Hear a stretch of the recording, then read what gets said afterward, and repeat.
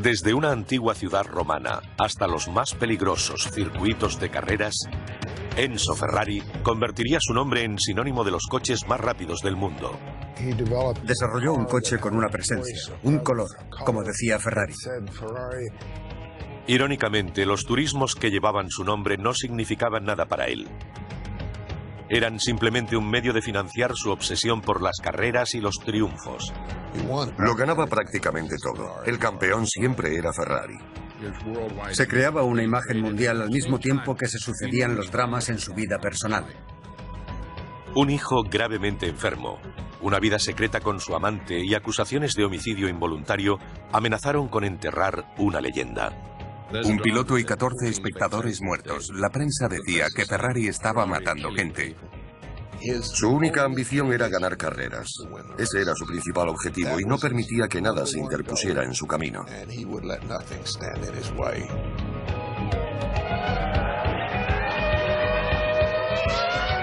Enzo Ferrari.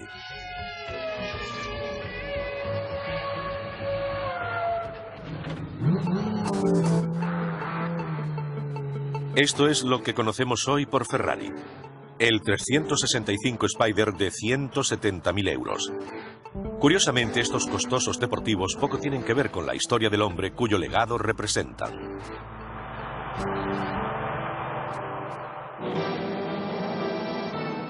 Comenzaba el siglo XX.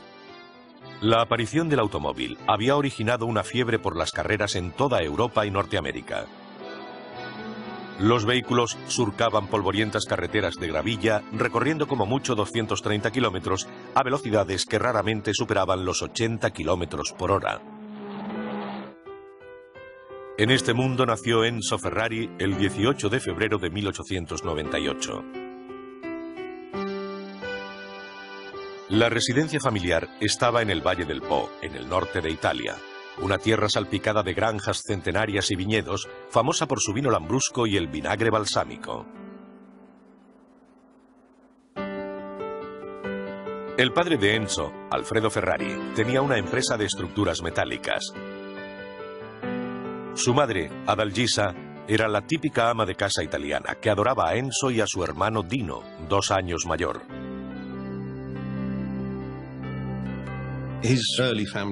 Sus primeros años fueron muy felices. Respetaba a su padre y adoraba y admiraba a su hermano mayor.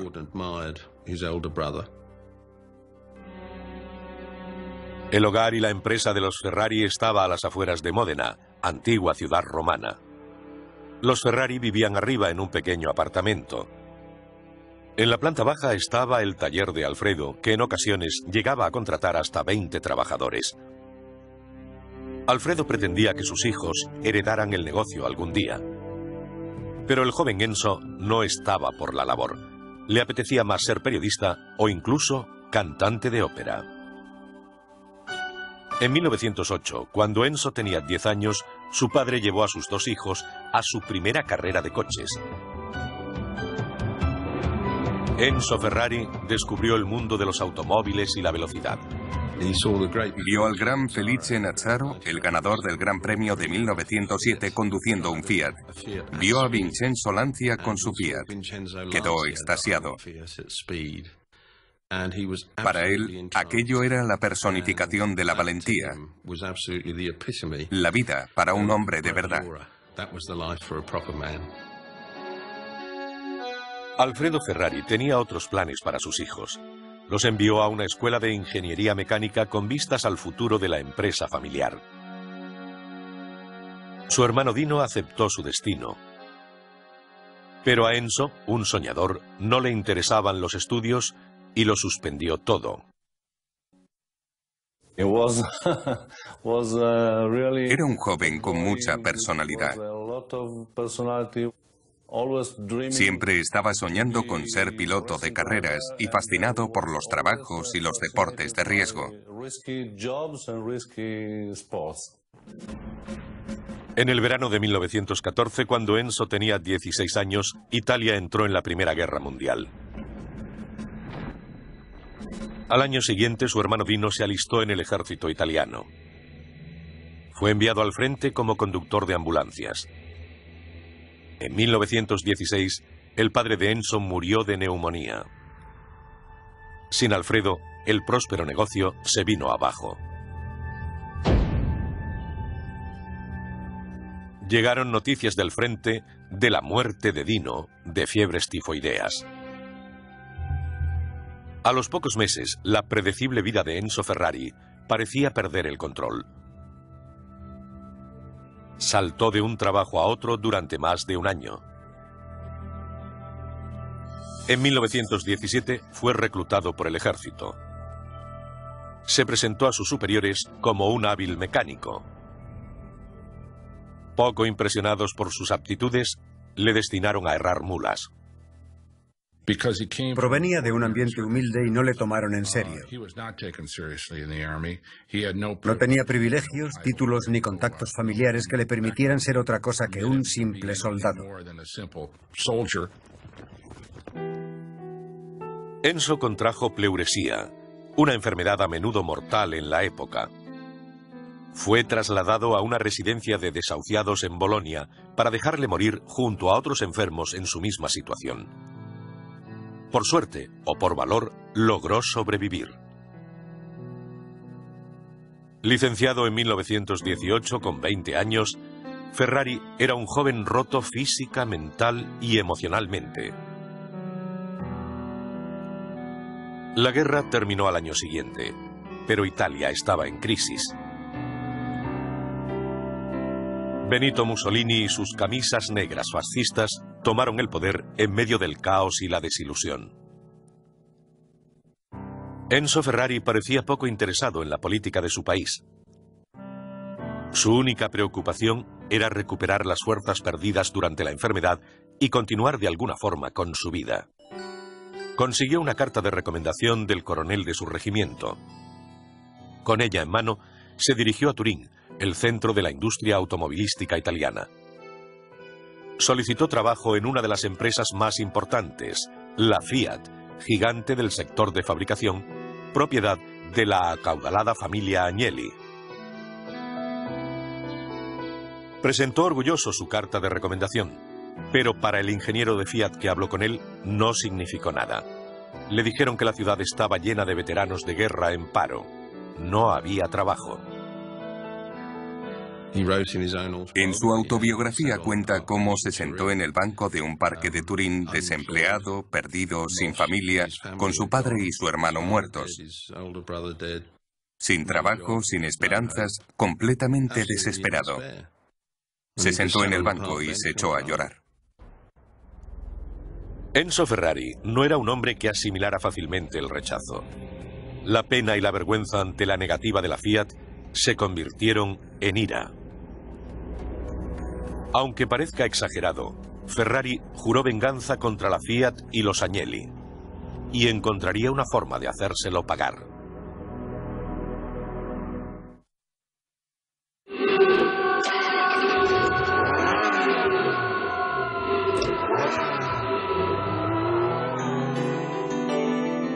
Al final de la guerra, Enzo reapareció en Turín dispuesto a transformarse en piloto de carreras, quizá incluso en una estrella.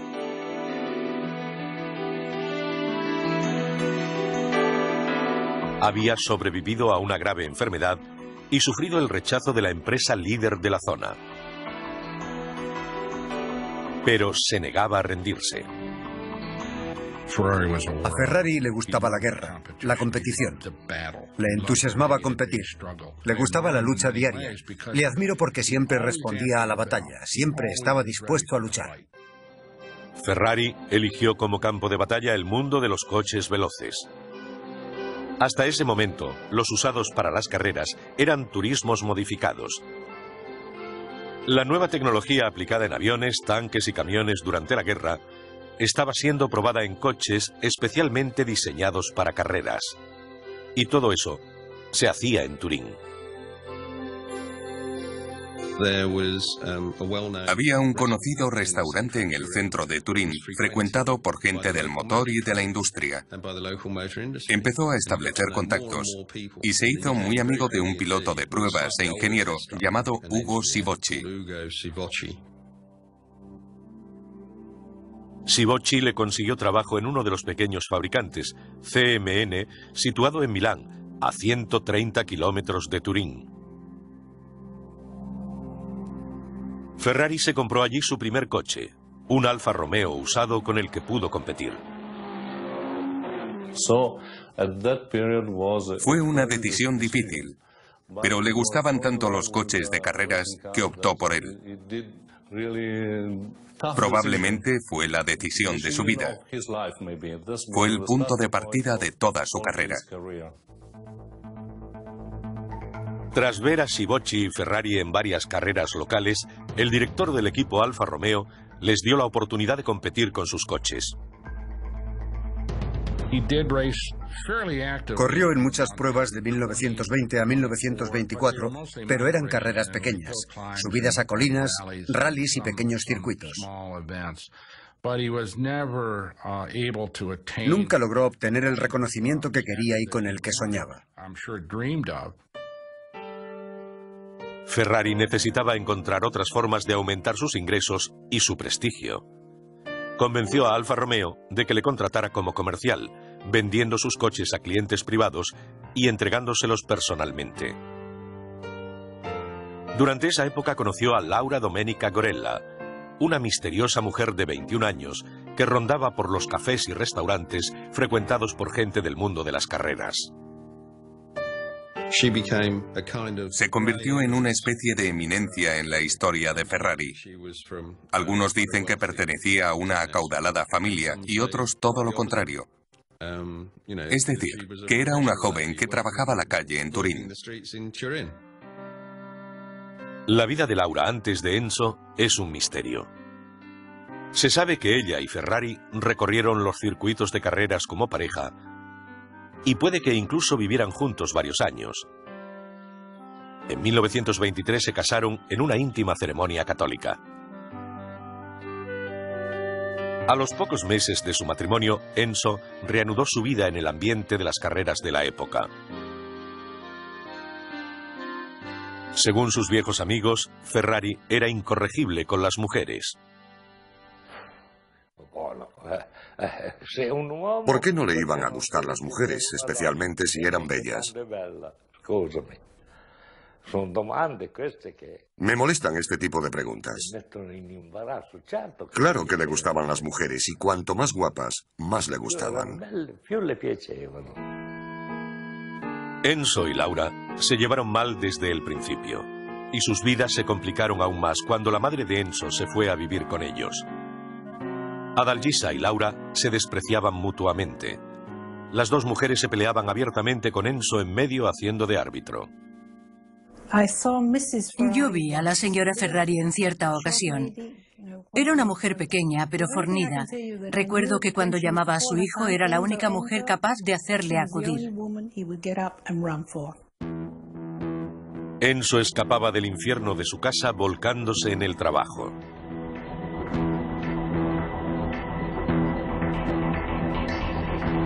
Alfa Romeo pensaba competir con un coche llamado P1 en el Gran Premio Europeo de Monza.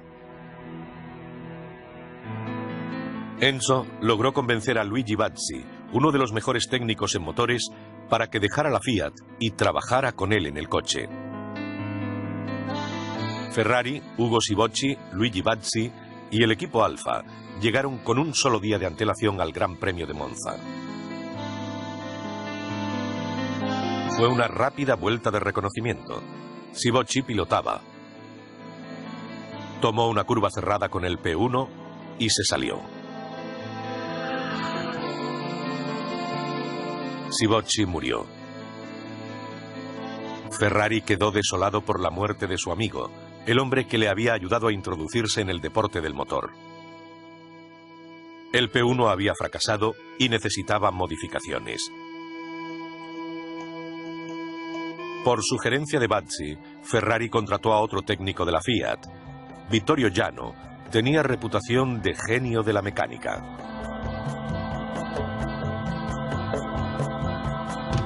Jano, Bazzi y Ferrari se dispusieron a rediseñar el P1. Ferrari no era ingeniero ni diseñador de coches. Ni siquiera se sentía especialmente atraído por la mecánica. A los pocos meses y bajo la implacable presión de Ferrari, Giano y Bazzi rediseñaron el Alfa Romeo P1 y lo llamaron P2. En una competición en Cremona, y con el famoso Antonio Ascari al volante, el P2 alcanzó los 191 kilómetros por hora. Hizo récord de vuelta rápida y ganó la carrera.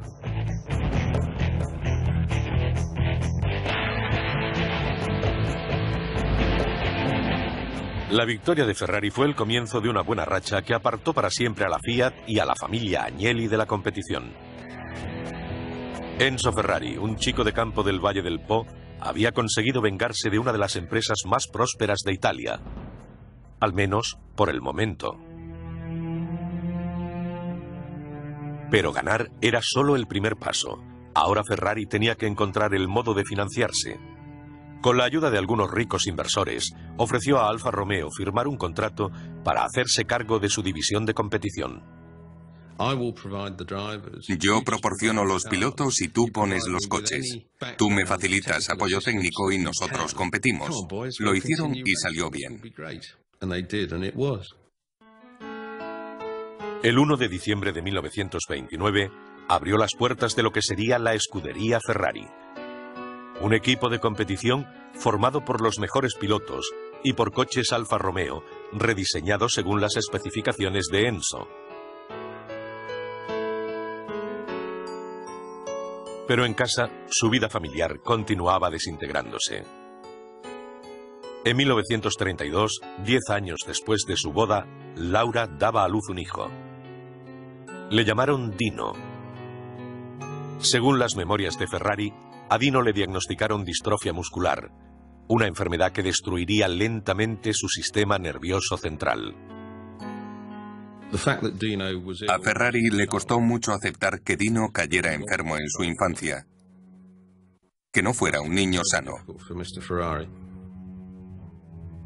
En 1939 volvió a estallar la guerra en Europa. Mussolini dominaba Italia con mano férrea. Un nuevo ejecutivo de Alfa Romeo cortó la relación con la escudería de Enzo. Para sobrevivir, Ferrari colaboraría con el Partido Fascista Italiano.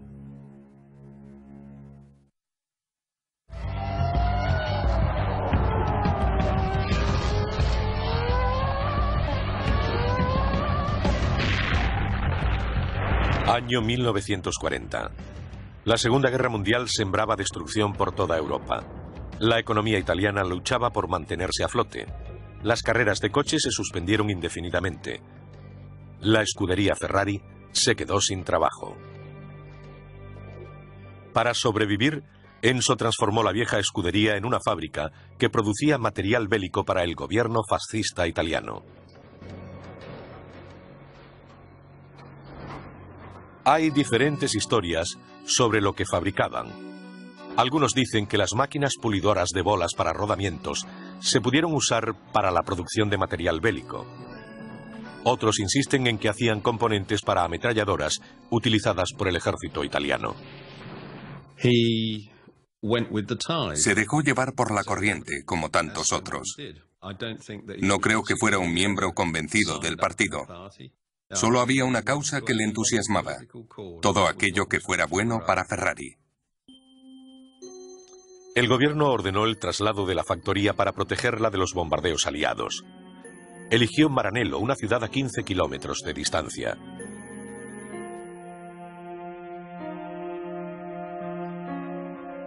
En un viaje a Módena, conoció a Lina Lardi. Era secretaria. Mi padre conoció a mi madre en una empresa. Así empezó la historia. En aquella época mi madre era muy joven y mi padre tenía 10 años más. Ya era un hombre conocido en la ciudad. Al principio a ella no le gustó, porque era un hombre que siempre conducía coches muy buenos. Esa relación influyó mucho en su vida. Era una mujer adorable, una joven serena, tranquila, que le llevó paz y sosiego a su vida, lejos de la controvertida situación que vivía en su hogar. Con 46 años, Ferrari entabló relaciones con Lina Lardi. Al año siguiente, Enzo recibió la noticia de que Lina estaba embarazada. 9 meses después dio a luz un niño sano llamado Piero. Madre e hijo se quedaron a vivir en el pueblo natal de Lina, la pequeña población de Castelvetro cerca de la fábrica de Ferrari. Mientras, en Módena, Laura y Enzo celebraban el 13º cumpleaños de Dino. La salud del niño continuaba deteriorándose. Ferrari hizo todo lo que pudo en las últimas fases de la enfermedad de Dino. Le cambió la dieta y consultó con muchos médicos. Me mandó fuera del país a comprar medicinas para el pobre Dino. Cuando llegué a la frontera, parecía un contrabandista de medicamentos. Llevaba demasiados y los aduaneros me pusieron pegas para dejarme pasar. Cuando les dije que eran para el hijo de Ferrari, me dejaron cruzar. Pero al principio querían confiscármelo todo.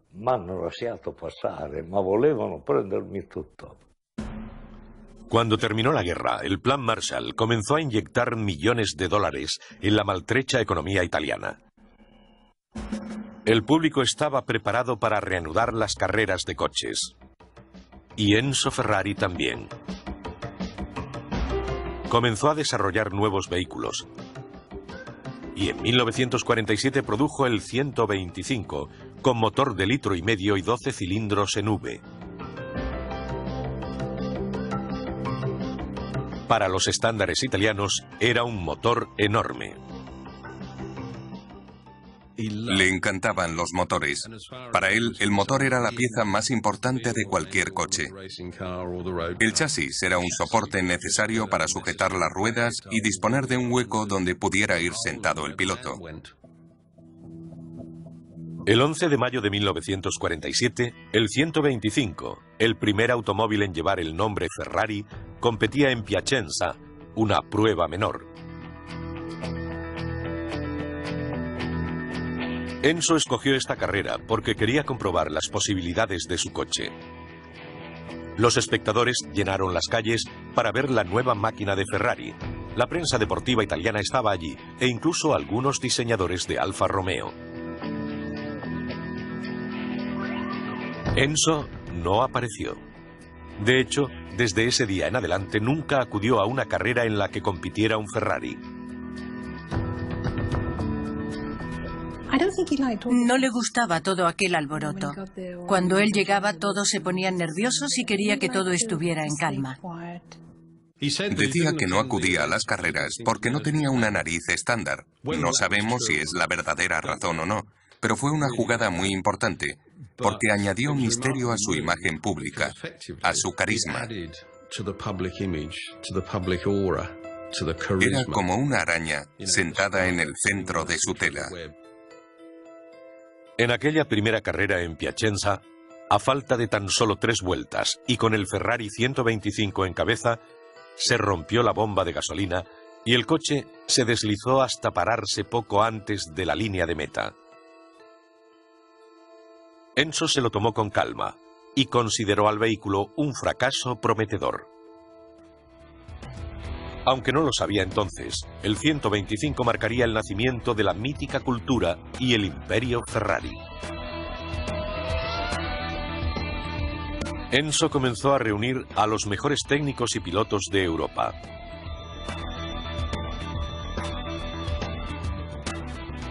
Desarrollaría algunos de los coches más rápidos que el mundo hubiera visto nunca.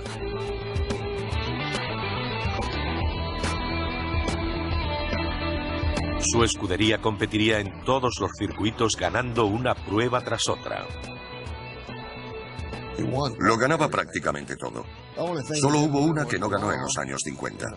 El resto siempre era el mismo resultado: Ferrari.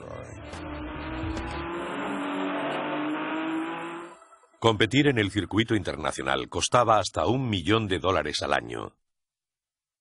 Ferrari tenía que encontrar un modo de multiplicar su liquidez.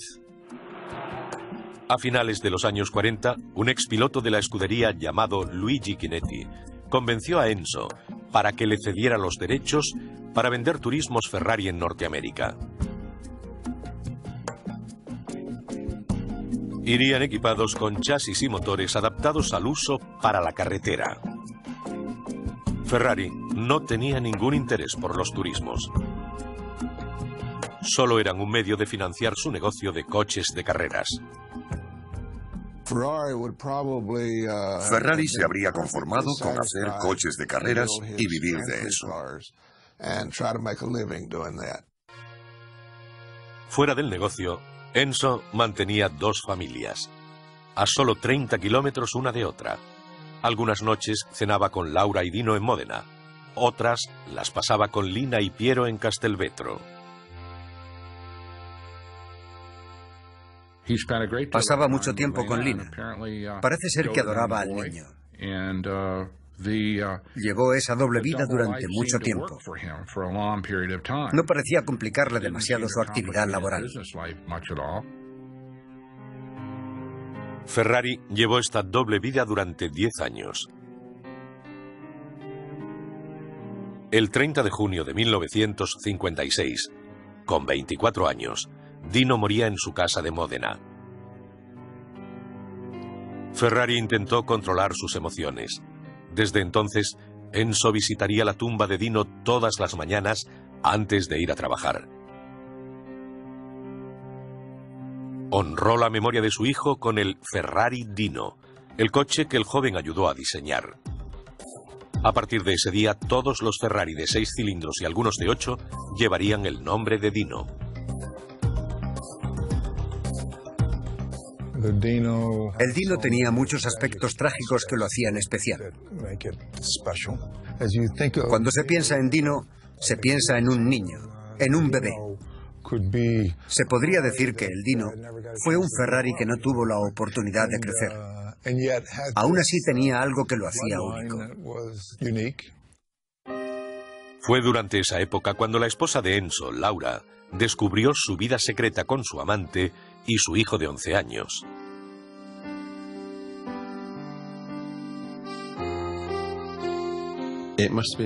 Debió ser muy difícil para él. Pero tuvo que ser mucho peor para Laura, porque perdió el control. Siempre había sido una mujer muy vehemente, según contaban. Pero la ira, el enfado y la rabia se multiplicaron, crecieron.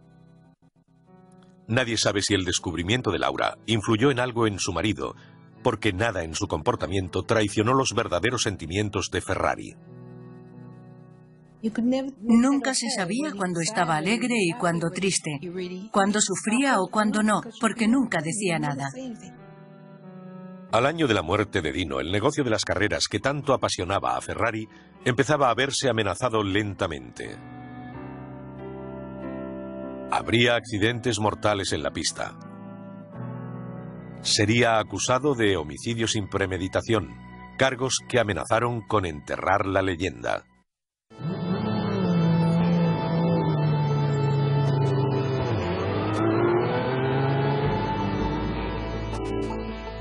La muerte de su hijo le provocó una crisis emocional. Se volcó en su trabajo en la oficina y la fábrica con un solo propósito: construir coches más rápidos.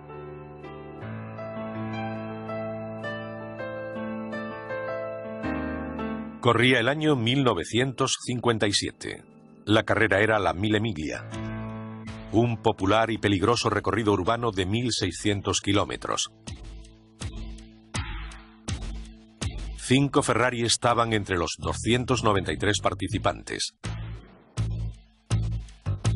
Había reunido a un grupo de pilotos estrella, incluido Alfonso Portazgo, convocado en el último minuto. Alfonso de Portazgo era un español apasionado, noble, un clásico piloto de Ferrari que conducía por puro amor al deporte. 10 millones de espectadores se congregaron en el circuito que se extendía a lo largo de curvas cerradas y estrechas calles. Miles de policías y soldados no eran suficientes para mantener al público alejado del peligro. El enfebrecido ambiente que se respiraba era una auténtica locura.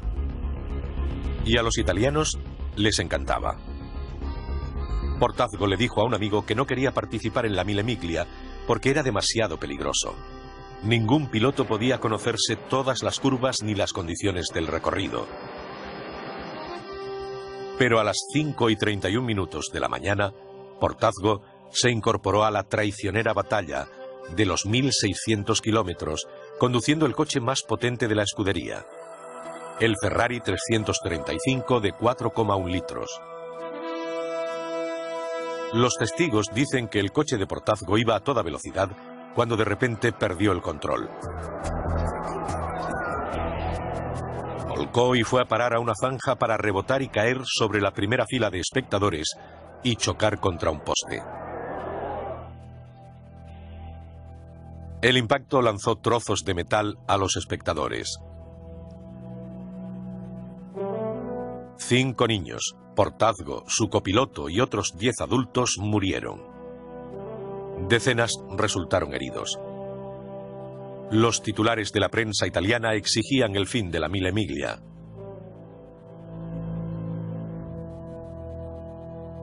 Ferrari fue acusado de homicidio sin premeditación por usar neumáticos que no soportaban esas velocidades. Pero aquello era una tontería porque había otros 4 Ferrari en carrera con los mismos neumáticos. Entre ellos, el del ganador, Piero Trophy. Pero el juicio se prolongó a lo largo de varios años y afectó mucho económicamente a Ferrari y también a su reputación. Tuvieron que pasar 4 años de vistas y apelaciones para que se retiraran los cargos. Pero en 1961, durante el Gran Premio de Italia, ocurrió otra tragedia en el circuito. Phil Hill y Wolfgang von Trips luchaban mano a mano por el campeonato del mundo de Fórmula 1 en el Gran Premio de Monza. Al final de la segunda vuelta, von Trips, piloto alemán muy popular y querido, chocó contra otro coche y el suyo salió despedido hacia la multitud, matando a 14 espectadores.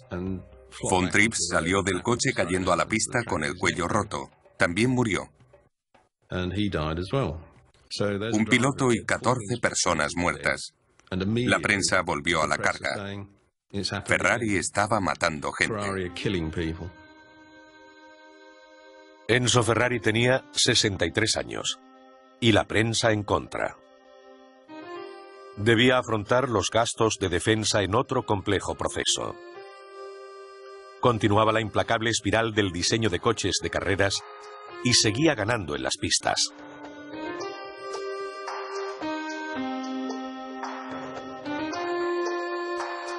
Pero incluso eso estaba a punto de cambiar. La Ford, después de ser rechazada su puja para comprar Ferrari, decidió batirle en los circuitos.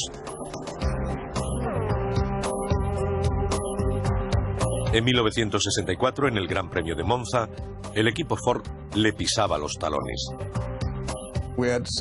Teníamos 6 Daytona Coupé para Monza, muy superiores a los GTO. Pero el viejo granuja canceló la carrera. Ese año íbamos un par de puntos por detrás. Logramos batirle oficialmente en el 65. No le gustó, pero a mí tampoco me gustaba cuando me ganaba él. Ferrari empezó a perder carreras. Le costaba más de $1 millón anual financiar su negocio. Aunque Luigi Chinetti había hecho de los turismos Ferrari una leyenda en Norteamérica y se vendían a $15.000, en 1967 la empresa estaba al borde de la bancarrota.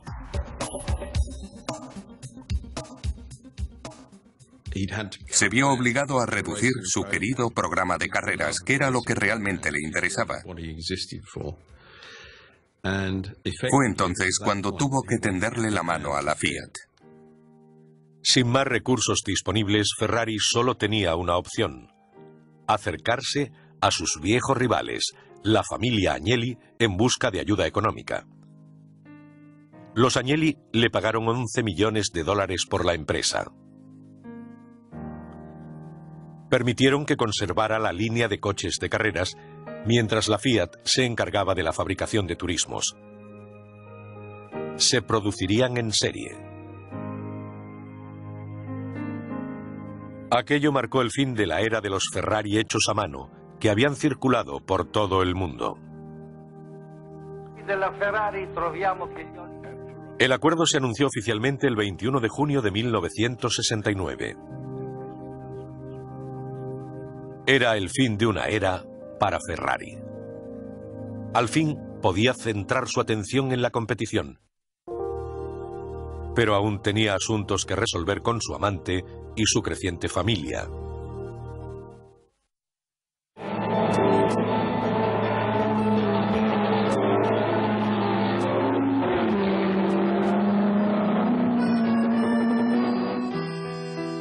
En 1969, Enzo tenía 71 años y seguía al frente del programa de carreras de Ferrari. Su madre había muerto. Su único hijo, Piero, se había casado. Había empezado a trabajar en la escudería para aprender el negocio de su padre.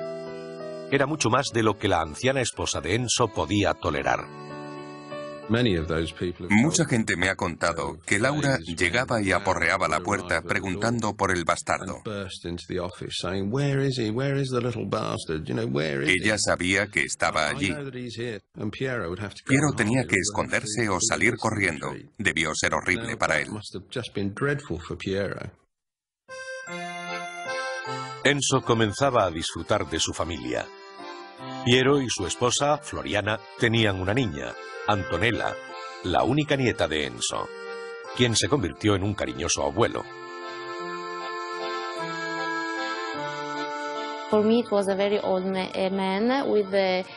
Para mí era un viejecito con el pelo cano y muy alto.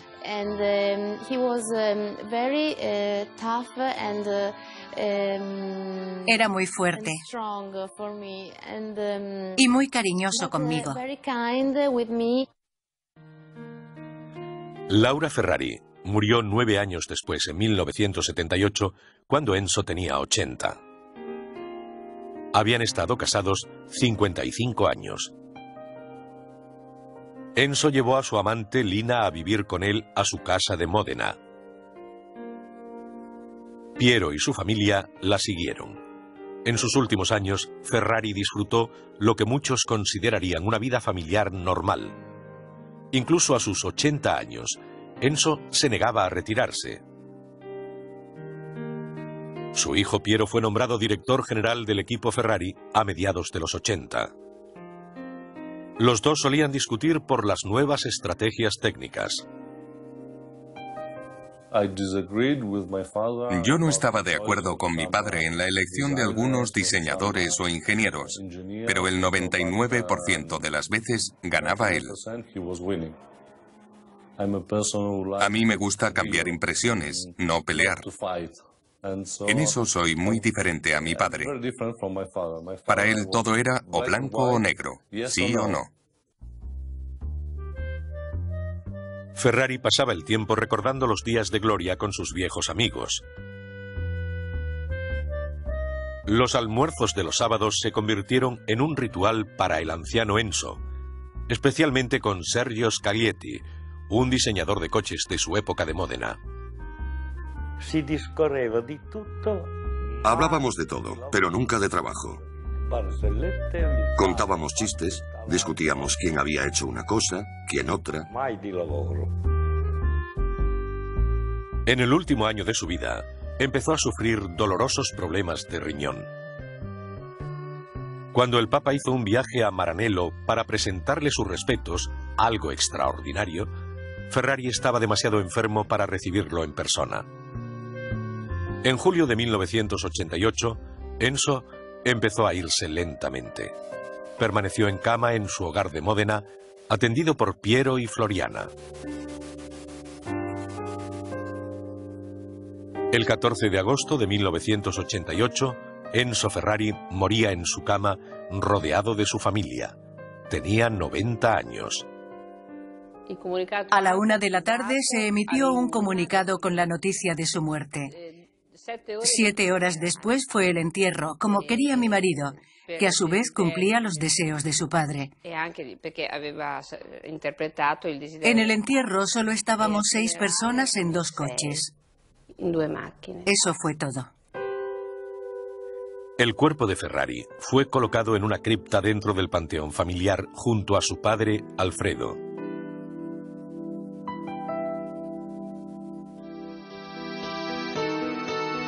La vida de Enzo Ferrari es la historia de las carreras de coches, al menos durante el siglo XX.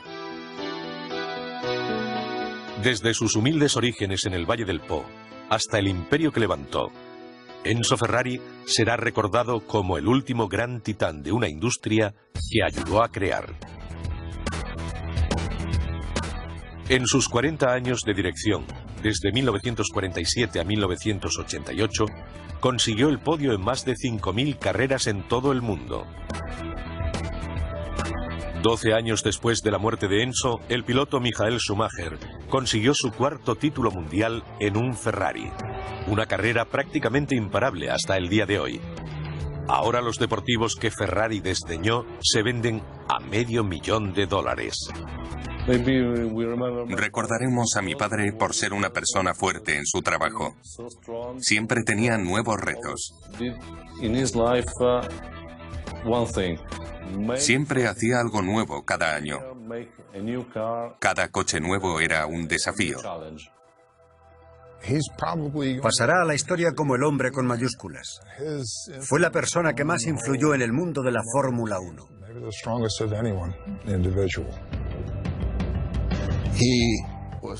Era la fuerza dominante en los grandes premios.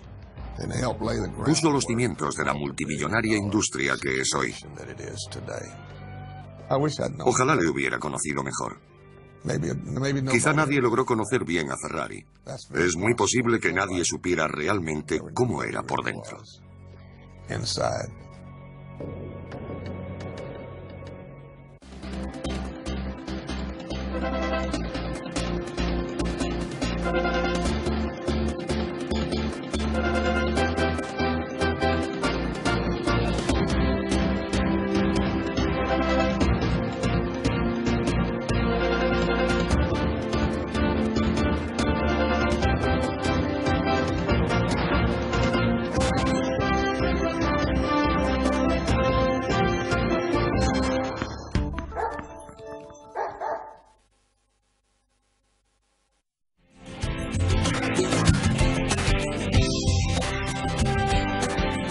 Canal de Historia.